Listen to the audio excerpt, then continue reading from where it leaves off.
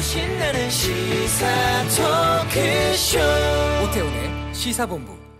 네, KBS 제1라디오 오태훈의 시사본부 2부 시작합니다. 현안 둘러싼 여야 국회의원들의 허심탄회한 속내를 들어보는 시간, 정치화투 시간인데요. 문재인 대통령이 촛불 집회 당시에 계엄령 검토 문건 작성한 기무사 관련해서 독립수사단을 구성, 수사에 나설 것을 송영무 국방부 장관에게 지시를 했습니다. 관련된 이야기 나눠보겠습니다. 더불어민주당의 강훈식 의원, 자유한국당 백승주 의원 두 분과 함께합니다. 두 분 어서 오십시오. 네, 안녕하십니까.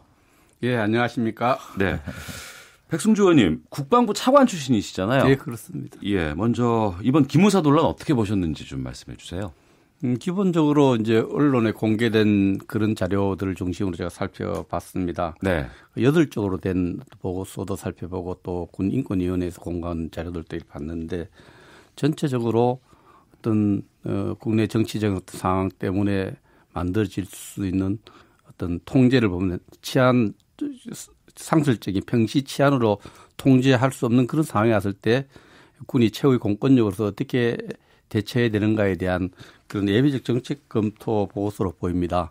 그런데 이 부분은 합법적으로도 우리 헌법에 77조의 계엄 관련 규정에 있어서 검토할 수 되어 있고 또 대통령령에 의해서 위수령을 검토하도록 되어 있는데 그 담당 부서는 합참의 민사심의전 참모부 계엄 관련돼서 검토를 했더라면 하는 아쉬움이 있어요. 네. 기무사령부가 고유의 업무를 벗어나서 한 것은 부적절한 측면이 있고요. 그러나 그 내용을 전반적으로 봤을 때는 8쪽짜리 나타낸 보고서를 봤을 때는 어떤 통상적인 치안으로서 통제할 수 없는 그런 상황에 대비한 정책 검토 이런 부분인데 실제로 실행을 하려면 위수령 같은 경우에는 서울시장 요청이 있어야 위수령이 발동이 되거든요. 여러 가지 봤을 때는 하나의 예비적 정책 검토 그런 내용으로 보입니다. 예. 기무사가 작성한 건 잘못됐지만 그 내용은 뭐 충분히 그럼요. 그 어떤 정부, 어떤 국가라도 계엄법 이런 계엄 관련 규정들은 이제 전쟁에 대비한 내용들을 전쟁했을 때 우리가 평소에 누리던 자유가 좀 제한되면서 전쟁에 대비한 이런 상황이기 때문에 그 기무사가 했다는 것은 제가 방첩 기능을 담당하는 기무가 이걸 했다는 것은 적절히 않은 측면이 분명히 있지만 국가가 의당 공권력으로서 질서를 유지하기 위해서 검토할 수 있는 사안이다 봅니다. 그런 문제 좀 제가 짚어야 될 건 좀 있는 것 같습니다. 백 의원님 말씀하신 데 일리가 있습니다만 사실은 이제 기본적으로 국가의 치안 문제를 담당하는 기관은 경찰인 것이죠. 그리고 참 이거를 보면서 80년 5월 17일 날 비상계엄을 냈던 보안사 이게 사실 기무사의 전신입니다. 그렇죠. 저희가 기무사의 예민한 이유는 바로 이런 문제인 거죠. 과거에 광주를 폭도로 진압했던 그 단위에서 그 후신인 보안사의 후신인 기무사에서 과거에 또 80년 5.18과 같은 상황을 만들었었던 것을 계획하거나 준비했던 건 아닌가라는 국민들의 걱정이 있는 것이고요. 기본적으로 이런 그리고 또 이번에 촛불 집회라는 것이 세계적으로 유례없는 평화 집회였단 말입니다. 그래서 그런 면에 비하면 아무리 군에서 설명한다 하더라도 과도하고 아주 잘못된 대응이기 때문에 이 문제에 대해서 문재인 대통령이 특별히 독립수사단을 구성하라고 했다라는 문제는 좀 어떻게 봐야 되냐면요. 우리 백승주 의원님은 이제 차관 지내셨습니다만 공군 출신이신 거죠? 육군입니다. 육군 출신이세요? 네. 그래서 하여튼 전현직에 많은 분들이 군에 관련이 좀 있을 거다. 이렇게 보기 때문에 비기무사 출신으로 좀 광범위하게 독립수사단을 구성하라고 한 것 같고요. 그리고 말씀하신 것처럼 절차가 잘못됐다라고 하는 또는 또 이런 것들을 하는 단위 말씀하신 것처럼 방첩 기능을 갖고 있는 기무사. 그러니까 그 촛불 민심을 만들었던 분들을 우리가 간첩으로 보지 않는다면 이런 계획을 세울 수 없는 거거든요. 그래서 아주 잘못된 문제가 아닌가 생각이 들고 경찰에서 나왔으면 이해가 되죠. 여러 가지 치안 문제가 걱정될 수 있으니까. 근데 이거는 기무사에서 나왔다는 건 굉장히 잘못됐다 이렇게 생각합니다. 근데 그 합참의 민사심의전부 부서에 민사 심리전 참모부 투스타가 이제 산하급 투스타가 부장으로 있고 그 밑에 계엄과가 있습니다. 계엄과가 이런 상황에 대해서 국가가 늘 전쟁을 준비하는 조직에서 혼란하게 되는 조직으로서 검토해 오는 통상적으로 검토를 하고 준비를 하고 세미나도 하고 그렇게 합니다. 그런데 이제 대통령께서 지금 대통령이 인도 출장 중이잖아요. 예, 그러시죠. 독립수사단을 구성하려는데 제가 가만히 낮에 뉴스를 들으면서 참, 이런 생각이 들었어요. 네. 거기서 국방부 장관도 보고 받지 말고, 하명은 국방부 장관한테 했는데, 네. 국방부 장관은 보고 받지 말고. 독립수사단 수사 과정을 보고 받지 말라고 했죠. 육사 출신이 비육사. 아닌 사람, 예. 기무사 출신이 아닌 사람으로 독립수사단을 구성을 해라 해서 수사를 해라 이렇게 했는데 참 이 대통령은 군 통수권자입니다. 국군 통수권자인데 국방부 장관에게 보고받지 말라는 건 장관을 불신하고 있는 부분들로 비춰질 수 있거든요. 물론 공정하게 하라는 의지도 있겠지만 네. 장관도 불신하고 현재 통수권자가 군의 중요한 기관들의 현직 지휘관들을 못 믿고 있는 것을 그대로 드러낸 것 같아서 야 이건 통수권자로서 네. 그런 부분 조심스럽게 우리가 봐야 될 부분이 있습니다. 선의로서 해석할 수 있는 부분도 있지만 군을 불신하고 있구나. 국방부 장관도 불신하고 있구나. 이런 느낌을 줘서 좀 불행한 모습이다. 군을 좀 아닙니다. 불신하게. 백의원님 말씀하시는 건 좀 과도한 해석인 것 같고요. 실제로도 청와대 관계자의 이야기들을 저희가 종합해 보면 이미 그 수사단장을 임명하게 하는 게 국방부 장관이 임명하라고 한 것 아니겠습니까? 그러니까 대통령이 직접 수사단장을 임명해서 국방부 장관 보고하지 말고 해라고 한 게 아니라 이미 그 임명권자가 국방부 장관입니다. 그리고 두 번째는 말씀대로 군 통수권자이고 본인이 그냥 군대도 아니고 특수 야전부대에 있었던 대통령께서 그런 자기 부정을 할 리 만무하고요. 이미 이 수사단을 구성을 국방부 장관한테 임명했다는 것 이것이 바로 그 체계이고 그 말은 무슨 말이냐. 이 수사단이 누구의 눈치도 보지 말고 엄중하게 수사라는 말씀을 내린 것을 군을 부정한다라고 말씀하시면 굉장히 위험한 발언입니다. 제가 군을 부정한다는 얘기를 안 했고요. 네. 불신이죠. 장관이 수사 진행상을 보고받지 말아라 했던 거죠. 그러고 전현직 국방 관계자가 강봉에 관련돼 있고 그 특정 출신에 대해서 이야기를 했어요. 육사 출신이 아닌 사람 그리고 또 기무사 출신이 아닌 사람으로 해라 이렇게 이야기를 대통령이 그렇게 세세하게 지시한 것을 보면은 육사 출신에 대한 불신 또 불신이 깊다는 거죠. 기무사에 대한 불신 그 장관이 수사 과정에 중간 과정에 보고를 안 받아요. 누가 그런 보고 받아 대통령이 보고를 해야 되겠습니까?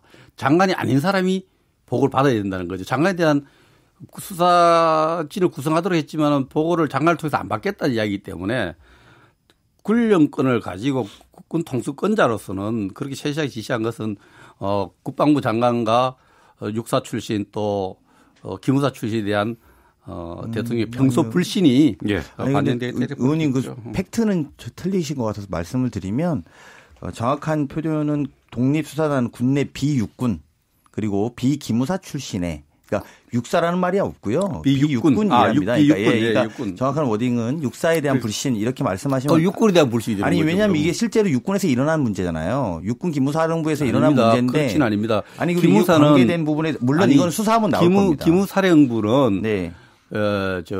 육군으로 구성된 게 아니고 국군 직할부대라고 합니다. 국군 국직부대로서 육군, 해군, 공군이 다 기무사에 들어가 있습니다. 그래서 그 기무사 내원 중에서 비육군은 더 심각한 거예요. 육군 출신 기무사를 불신한다는 이야기들 때문에. 자, 이제 왜 우리가 여기서 비육군 이야기를 하냐면 이런 거잖아요. 이게 실제로 이철희 의원이 공개한 문건에 따르면 수방사령관을 위수사령관으로 임명하자. 이제 이런 내용들이 나옵니다. 기무사의 문건 안에. 그러니까 이미 수방사령관, 즉 육군 출신들이 전방위적으로 이런 것들에 대해 내용들이 관여되어 있을 가능성까지 염두하고 그렇다는 것이 아니라 염두하고 확인해보자라고 하는 것이 이 수사의 목적이기 때문에 독립된 기구를 하자는 것이고요. 두 번째는 그 단장을 임명하는 것이 국방부 장관입니다. 장관이 단장을 임명하고 그 대신 그 보고를 직접 받겠다라는 것은 뭐냐면 어떠한 군의 이해관계에 상관없이 국민들의 눈높이에 맞게 이 문제를 처리하라는 지시로 해석하시는 것이 옳은 것이지 육사에 대한 이야기도 없었을 뿐더러 그렇게 바라보시면은 굉장히 다른 이야기가 됩니다. 여기서 정리를 좀 하겠습니다. 육사 얘기는 없었던 거 제가 육군을 잘못 전달했고요. 그 독립수사관에 대한 입장은 두 분께 충분히 좀 들은 그렇습니다. 것 같고요. 예. 다만 이제 그 다음으로 좀 넘어가면 그 김성태 한국당 원내대표가 이런 말씀하셨어요. 기무사 문건 유출 배경을 좀 찾아야 된다 이런 주장을 하셨는데 여기에 대해서는 어떤 입장이세요? 기무사 문건이 어떤 과정을 통해서 어떻게 이렇게 획득을 해서 이것이 언론에 유출되었는가 과정은 진실조사랑과 같이 규명되어야 된다고 봅니다. 네. 그것이 현실적으로 그 문건 내용에 또 그 지금 군인권위원회에서 인터넷에 공개한 자료에 보면은 군사 제가 파악하기로는 2급에 대한 충정작전이라는 게 있어요. 군의 여러 가지 이런 작전과 관련된 군부대 이동 계획들이 기무사 보고서 내용 이외에 아주 세세한 내용들이 나와 있기 때문에 이런 내용이 정치적으로 지금 악용될 소지가 또 악용될 가능성이 있기 때문에 합리적 의심을 하는 거죠. 그 원내대표가 유출 과정과 배경에 대해 조사도 같이 해야 된다는 말은 뭐 저는 충분히 그렇게 조사돼야 된다고 생각을 합니다. 예. 강원식 의원님. 네, 이제 뭐 의혹을 제기하는 수준이라고 보고요. 저희가 볼 때는 오히려 김성태 대표가 그렇게 말씀하신 직후에 우리 문재인 대통령이 독립수사단 꾸려갖고 철저히 조사하라고 했으니까 유출된 것뿐만 아니라 왜 이런 걸 만들었고 또 이런 것들을 어떻게 진행하려고 했던 건 명명백백히 밝혀서 정말 1,600만 명의 촛불 시민들이 폭도가 아니었다라는 것을 다 알고 있는데 기무사가 오바했다라는 것에 대해서 국민들 앞에 명백하게 밝혀야 된다 이렇게 생각합니다. 그런데 제가 이 조사를 해본 따르면 국방위원 뭐 지금은 원구성이 안 되죠. 승주 의원께서 말씀하시고요. 예. 전시 개업 및 합수 업무 수행 방안 23월 달에 국군 기무사령부라 했는데 국군 기무사에서 제가 확인해 보니까 자기들 늘 여기 한문으로 국군 기무사령부를 쓴다는 거예요. 네. 그 내용도 어체가 페이지마다 달라요. 이런 부분들이 있기 때문에 이것이 최종적으로 다시 보고서를 만들어서 보고한 것으로 저는 판단이 됩니다. 그래서 네. 이런 그 원자료와의 대조, 구수사 과정이 다 나오겠죠. 원자료의 대조하고 네. 네. 이것이 어떻게 재구성되었고 또 왜 이렇게 그 달라졌는지 이런 원본 네. 대조 과정이 꼭 필요하고 유출 과정도 수사 대상이 돼야 된다고 생각합니다. 알겠습니다. 네. 네. 이 기무사 관련한 내용은 여기까지 좀 다루겠고요. 정치화투 더불어민주당의 강원식 의원, 자유한국당 백승주 의원과 함께하고 있는데 여야가 20대 후반기 후 국회 원구성 위해서 오늘 오전에 협상에 돌입을 했고 일정 정도 합의를 본 것으로 지금 뉴스가 나오고 있습니다. 법사위 관련된 것들이 계속 지금 이견으로 지금 남아있는 것 같은데 어떻게 보시는지. 네. 강훈식 의원께서 말씀해 주시죠. 네, 강훈식입니다. 일정 먼저 대충 한번 지금 나오고 있는 이야기만 예, 일정부터 합의되고 있는 흐름들은 본회의를 13일부터 26일까지 한다는 거고 첫 해 본회의를 13일 날 시작한다는 거고요. 이어서 지금 미뤄놨던 숙제들이 좀 있습니다. 국회가 경찰청장 청문회를 7월 19일 날 한다는 거고요. 대법관을 7월 23, 24, 25 그리고 26일 날 본회의를 개의해서 4개 교섭단체가 합의 요 정도까지는 아마 한 것 같습니다. 그러니까 정확하게는 일정에 대한 합의 정도를 한 거고요. 법사위 문제는 그렇습니다. 이건 아마 백 의원님도 아마 동의하실 거라고 저는 생각이 드는데 우리가 많은 법이 여야가 합의해서 상임위에서 올려도 법사위에서 다시 이야기를 합니다. 그래서 이런 것들이 여당으로서도 사실은 굉장히 부담스럽고 야당으로서도 이 문제에 대해서 부담스럽습니다. 그래서 이번에 이 문제를 좀 해결하자는 거고요. 원구성을 하는 데 있어서 그래서 이제 여당은 우리가 가져와야겠다 이런 거고 야당은 아니다 그건 우리가 가져야겠다. 왜냐하면 원체 고난이 많습니다. 지금 현재 그래서 국회 내에서는 법사위가 상원의원이냐 다른 상임위가 해서 올린 법안을 원래는 법사위는 자구심사를 중심으로 하게 돼 있습니다. 네네. 그래서 상위법이나 다른 법하고 충돌 여부를 확인하게 돼 있는데 자꾸 법을 계류하고 있어서 생기는 문제고요. 지금 이제 그 디테일에 대한 합의들을 좀 해나가자고 아마 여야가 합의를 하고 있는 모양이고요. 예컨대 예를 들면 지금 타 상임위 법안이 예를 들면 국토위 법안을 합의해서 올렸는데 법사위에서 자구심사를 한다고 하면서 처리를 안 할 수 있죠. 장관을 출석시킬 수 있습니다. 지금은. 그럼 출석이 안 하면 우리가 통과 안 시킬 수 있다라고 버티는 경우들이 있거든요. 그러니까 모든 해당 장관들이 거기 법사위에 가서 인사를 또 해야 되고 설명을 또 해야 되는 상황이 벌어지는 거라서 국회의원 뭐 또는 내지는 제2소위라고 있습니다. 합의가 안 되면 제2소위에 미루어서 또 100일, 200일씩 또 묵힐 수도 있거든요. 그래서 이런 문제점들을 좀 해결하자라는 게 저희들의 인식이고요. 그런 것은 기본적으로 이 원구성이 늦어져서 국회가 정상적인 활동 못한 데 대해서 국민들에게 송구하고요. 빨리 원구성이 되어야 되는데 지금 의원님께서 설명하신 대로 강 의원님 설명한 대로 일찍 합의했다는 걸 제가 방금 들었습니다. 그런데 이제 법사위원회하고 의장 구성 이 부분은 지금 민주당이 19대하고 20대 전반기를 생각해보면 답이 나와요. 네. 19대 때, 그때 집권 여당이 의장을 맡고 의장하고 법사위원장이 같은 당에서 맡으면 안 된다. 이렇게 해서 국회 견제 기능이 못 한다. 이래서 그 당시에 다 민주당이 차지했던 겁니다. 19대 때. 제가 차관으로 법안 그 때문에 가서 그 박영선 위원장하고 이상민 위원장한테 얼마나 퇴짜를 많이 먹었습니다. 그래서 했고 또 20대 초에도 당시에 협상을 할 때 의장이 지금 민주당이 차지하기 때문에 법사위원장은 제1야당이 갖고 와서 견제를 할 수 있도록 하는 게 맞다. 이렇게 민주당의 논리입니다. 민주당이 19대 20대 초에 이렇게 했는데 지금 이제 여당이 되니까 그게 불편하게 느껴지죠. 그 경험이 있으니까. 그래서 이 부분은 입장을 바꿔서 19대와 20대 초에 민주당 스스로가 개발했던 논리를 생각한다면은 쉽게 타결할 수 있는 문제예요. 서로 입장을 바꾸면은.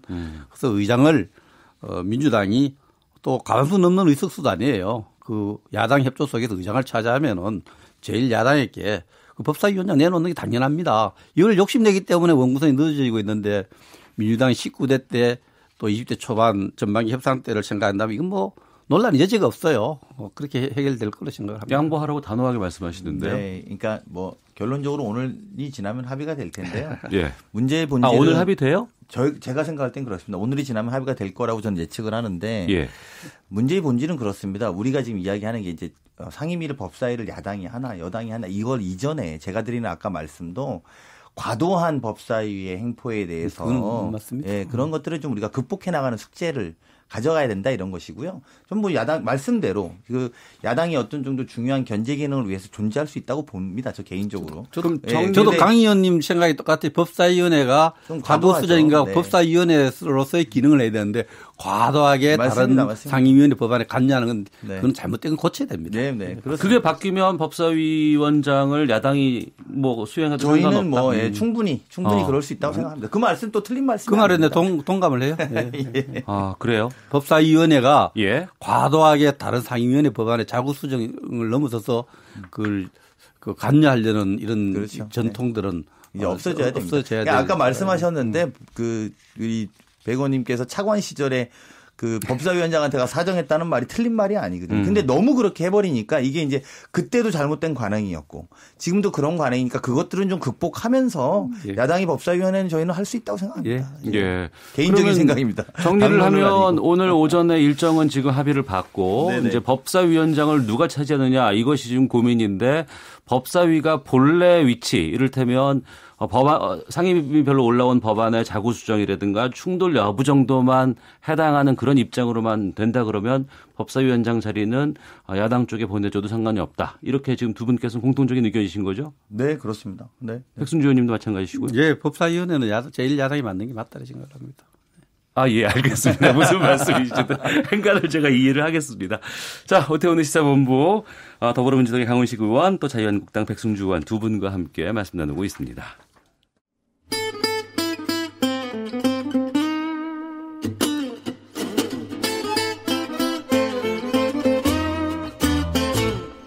오태훈의 시사본부. 네, KBS 1라디오 오태훈의 시사본부 정치화투 코너 더불어민주당의 강훈식 의원, 자유한국당 백승주 의원과 함께하고 있습니다. 북한 문제 좀 다뤄보겠습니다. 폼페이오 미 국무장관의 방북 이후에 트럼프 대통령이 트윗을 처음으로 입장을 전했습니다. 김정은이 합의를 지킬 것을 확신한다. 이 의미 어떻게 보셨는지 백승주 의원께서 먼저. 트럼프가 그 김정은에 대한 신뢰 합의를 지킬 거라 생각한다. 참 트럼프 트윗 날리는데 소재가 없다는 거예요. 옛날 그 말밖에. 사실 지금 그 폼페이오가 평양 가서 김정은도 못 만나고 나오면서 미국을 강도라는 소리 듣고 왔거든요. 미국 시민이 얼마나 자존심 상하겠어요. 미국이 강도라 하면은 전 세계 강도다. 폼페이오 이렇게 대응했지만 미국을 강도라 하면은 그 강도 나라의 대장이 트럼프 아닙니까? 평소 트럼프 성격 같았으면 그냥 박살내는 트윗을 날려야 되는데 또 그렇게 낼 수도 없는 11월 중간선거를 놔두고 그 정상회담 잘못했다 할 수도 없고 그래서 뭐 이행되기를 바란다 이 정도 트윗을 날린 답답한 심정을 그렇게 트윗을 날렸다 생각하는데 참 미국으로서는 좀 가시적으로 이번에 뭐 유해 송환도 좀 되고 유해 송환해서 미국 시민들한테 뭔가 업적도 보여주고 가시적으로 뭘 실험실도 파괴하는 모습도 보여주고 외교적 성과를 보여줘야 되는데 굉장히 초조한 그런 상황인데 국내 정치적으로 너무나 성과가 없으니까 그래도 뭐 약속 지킬 거야. 답답함의 표현이다. 네, 아주 답답한 심정을 표현한 거 아니겠 생각합니다. 강훈식 의원께서는 저는 좀 다르게 생각하는데요. 네. 이게 전 세계에서 가장 대척점에 있는 두 나라입니다. 북한과 미국은. 그리고 70년 만에 이 두 나라가 만나서 지금 평화를 만들어 보겠다고 하는 것입니다.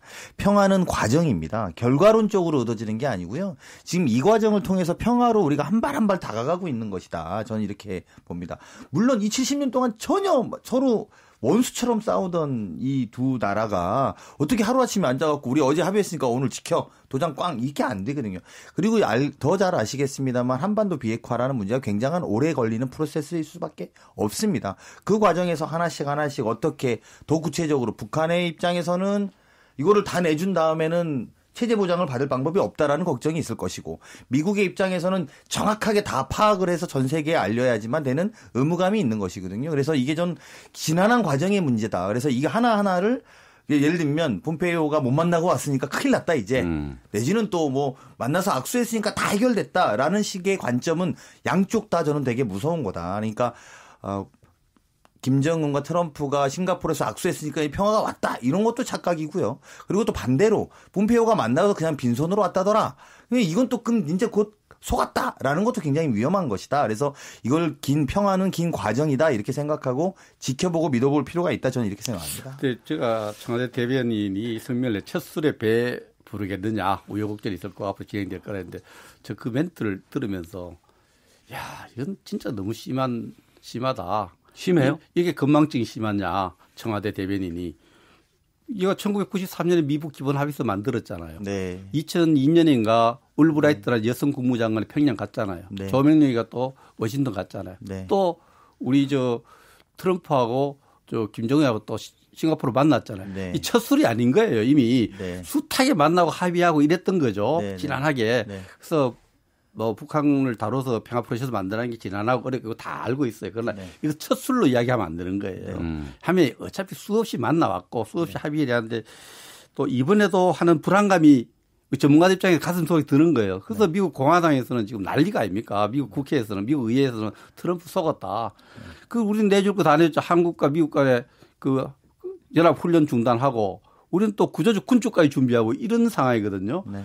진행된 건 저쪽에 진행되는 건 별로 안 되는 속도를 너무 내고 있는 거여서 트럼프가 굉장히 국내 정치적 어려움에 처해 있습니다. 북한하고 정상회담한 결과 이행의 문제와 관련해서 이런 부분에서 물론 저도 이게 어렵다는 거 압니다. 평화 프로세스가 잘 되기를 바라는데 이번에 그 미 국무장관이 폼페이오가 상당히 충격을 받을 것 같아요. 가서 유해 송환 문제도 해결을 못하고 그건 가장 쉬운 거거든요. 이 유해당 얼마 돈을 달라 했을 가능성이 많다고 빅터 차는 주장을 했던데요. 이런 문제, 유해 송환 문제도 해결 못하고 또 타임 테이블 하나 시간표를 못 만들어 왔어요. 어느 정도 좀 느슨하게라도 언제 이렇게 하겠다는 약속도 하나 못 받아가기 때문에 미국으로서는 폼페이오나 트럼프는 굉장히 충격이 빠져 있다 저는 그렇게 생각을 합니다. 그 이제 말씀하신 게 저 강훈식입니다. 올브라이트 장관이 만나고 이제 이랬던 건 사실 아버지 선대 때 이야기잖아요. 김정은 체제가 아니라 그게 뭐냐면 김정일 체제와 김정은 체제가 되게 다르다. 물론 그 아버지의 그 아들이다 이렇게 주장하실 수 있습니다만. 해외 소위 말하는 개방에 대한 두려움이 있었던 김정일 체제에서 김정은은 이 개방에 대한 두려움은 없는 체제입니다. 적어도 왜냐하면 본인이 스위스에서 해외에서 공부도 했고 그래서 좀 그런 과정들로 좀 봐주십사. 그러니까 그런 의미에서 청와대에서 첫 술이라는 것은 김정은 체제에서 첫 발을 이제 내닫는 것이다. 이렇게 좀 해석하시는 게 맞다고 보고요. 말씀대로 유해 송환 문제라도 좀 해결해 갖고 와야 되는 것 아니냐. 이건 사실은 미국 내에선 굉장히 중요한 이슈거든요. 유해 송환 문제라도 좀 해갖고 왔었으면 바를 텐데 이게 좀 뭐 제가 아는 루트에서 제가 들은 정보에 의하면 북한이 아직 그 정도로 준비가 안 돼 있는 거기도 합니다. 무슨 말이냐면 우리나라처럼 유해를 다 우리나라도 지금 한국 전쟁 때 유해를 얼마 전에 제 지역구인 아산에서 발굴하고 있는 마당인데 그만큼 발굴돼 있는 데이터와 준비가 되어 있지 않다. 이런 것들도 사실 현실적으로 아마 이야기했을 가능성이 많습니다. 그런 과정에 이거 못하면 안 된다라고 이야기하고 이제 이런 과정들이 우리가 모르는 그 많은 과정들이 있을 거라고 생각하기 때문에요. 저는 어쨌든 이런 것들은 있을 거라고 봅니다. 말씀하신 것처럼 백원님 말씀하신 것처럼 트럼프도 중간 선거가 있기 때문에 그 전에 결과를 내야 될 겁니다. 그리고 반대로는 북한도 적어도 그 전에 뭔가의 세계에다가 전 세계 국민들 앞에 뭔가의 결과를 내줘야 된다는 부담을 양쪽이 다 갖고 있는 문제입니다. 그래서 제가 볼 때 지금은 이번에는 당장 못했지만 그 올 가을 를 전에다 놓고는 이런 결과들을 만들어내는 북미 간의 협의의 결과가 나올 것이라고 저는 조심스럽게 예측합니다. 그래서 미국 시민들이 오늘도 아침에 CNN 뉴스를 보내 그 얘기를 계속 CNN 보내던데 북한의 언론에서 미국을 강도라고 이야기한 이런 부분 굉장히 충격적으로 받아들인 것 같아요. 미국 시민들 자존심도 많이 상하고요. 네. 특히 국회의원들이 미국을 강도로 이렇게 표현한 데 대해서 굉장히 좀 예민하게 생각을 하고 있고 이 부분에 대해서 얘가 대통령에게 제대로 보고 좀 받아야 되겠다. 그래서 대북정책 감독법이라는 것도 만들어서 대통령을 통제하려고 하고 있어요. 알겠습니다. 이행을 잘 만드는 구조를 우리 정부도 만들어 가는데 같이 협력해야 될 것 같습니다. 예. 각 당 상황 좀 듣고 마무리를 할까 하는데요. 우선 전당대회를 앞둔 민주당 여러 가지 미확인 소문으로 좀 몸살을 앓고 있다 이런 평가도 있던데 좀 볼까요? 문 대통령 이회찬 의원 독대설, 김부겸 장관 만류설 이런 것들이 나온다고 하는데 어디까지가 사실이고 뭐가 다 제가 거기서 뭘 확인할 수 있을까요?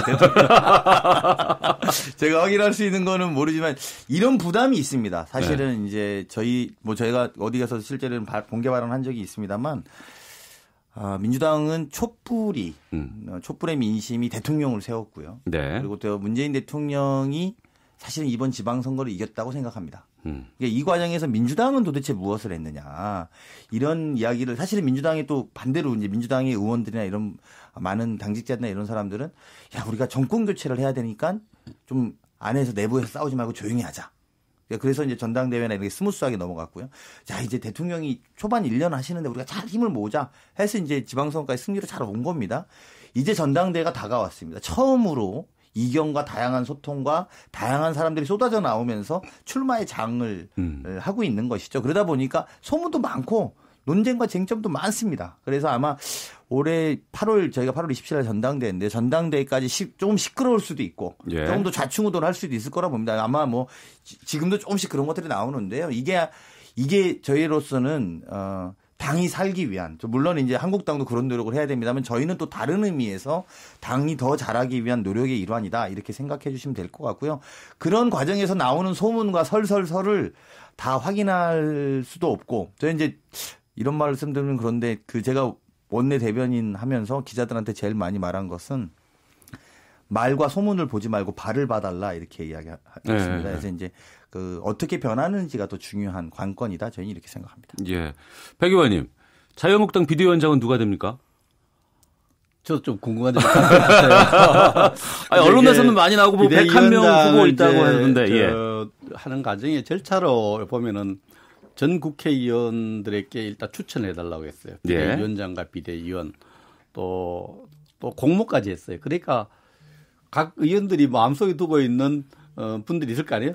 쭉쭉에 추천을 하고 나서 이것을 이제 비대위원장을 모시기 위한 준비위원장이 있어요. 안상수 의원이니까 그 준비위원들도 있고 이게 축소되지 않은 과정에 추천한 사람들 이름을 계속 언론에 이제 흘리다 보니까 국민들에게 이런저런 분이 추천됐잖아요. 저도 추천한 분이 있습니다. 누구 추천하셨어요? 있는데 추천해놓고 그분한테 전화하니까 추천한 것에 대해 책망을 들었습니다. 왜 그래 안 시킨 일을 했느냐. 그래서 이런 부분들이 정리해서 목요일에 의원총회가 열립니다. 의원총회가 열리면은 원구성과 관련된 어떤 절차적 진행을 하고 민주당 이미 의장 후보를 골라놨지 않습니까? 해놨는데 그런 부분하고 또 비대위원장을 모시기 위한 준비위원회 그 업무가 100명이든 수많은 사람 추천했는데 이렇게 이런저런 기준으로 추천을 했다. 그럼 결국은 이제 비대위원장은 일시적으로 당 대표입니다. 기능적으로 권한적으로 보면은 이게 전국위원회 또 전국위원 상임위원회에서 의결을 거쳐야 되는 과정이기 때문에 의총에서 추천돼서 압축해서 권할고 거기에서 또 진지하게 논의될 것으로 생각하는데 그 논의된 부분들이 이제 오늘 일부 언론에서 어디들 압축됐다 하는데 제가 사실 나오기 전에 물어보니까 그 언론 믿지 말아 그러던데요. 그래요? 아직까지 그 내용이 김영호 전 국회의장, 김황식 전 총리, 김병준 교수 이 세 명을 압축했다. 어제 안 그래도 준비위원들하고 제가 저녁에 만날 일이 만나니까 언론 보도는 보도고 그렇게 우리 준비된 절차에도 국회의원 전원으로부터 추천을 받고 또 시민들로부터 자천 타천을 받은 분들을 가지고 내일 보고해서 어떤 기준에서 이렇게 뭐 한 자리 숫자로 모으는 과정이 목요일에 이제 의원총회를 통해서 좀 정리돼 갈 겁니다. 아, 목요일쯤이면 대충 윤곽이 나오겠군요. 예, 그래서 저도 추천하기 전에 그분한테 물었지 않습니까? 누구세요? 물었는데 예. 이런 묻는 과정을 그분들은 답 안 해주시죠. 저한테 이렇게 추천받아 거절했다. 그런데 그거는 아직 절차적으로 딱 해서 안상수 준비위원장이 우리가 모아지면 그걸 가지고 한 분 한 분 우선순위를 두고 만나서 좀 도와달라고 이렇게 하는 절차가 진행될 겁니다. 알겠습니다. 그 민주당 당대표 그 출마 그 디데이는 언제예요? 마감은? 마감은 저희가 언제인지 저 정확하게 기억은 안 납니다만 예. 컷오프가 있습니다. 일자 예, 예. 컷오프가. 일자 컷오프가 27일입니다. 7월 27일. 7월 27일 날. 그러니까 당대표 후보 3명 그리고 최고위원 후보 8명으로 압축하는 그 전까지는 아마 출마에 대한 마감이 따로 없을 거고요. 네. 근데 그때의 컷오프가 되면 여론조사. 아닙니다. 저희는 중앙위원회에서 480명이 투표해서 정합니다. 알겠습니다. 자, 현안을 둘러싼 여야 국회의원들의 허심탄회한 속내 들어보는 시간 정치화투. 오늘 더불어민주당의 강훈식 의원, 자유한국당 백승주 의원 두 분과 함께했습니다. 두 분 오늘 말씀 고맙습니다. 네, 고맙습니다. 네, 고맙습니다. 감사합니다.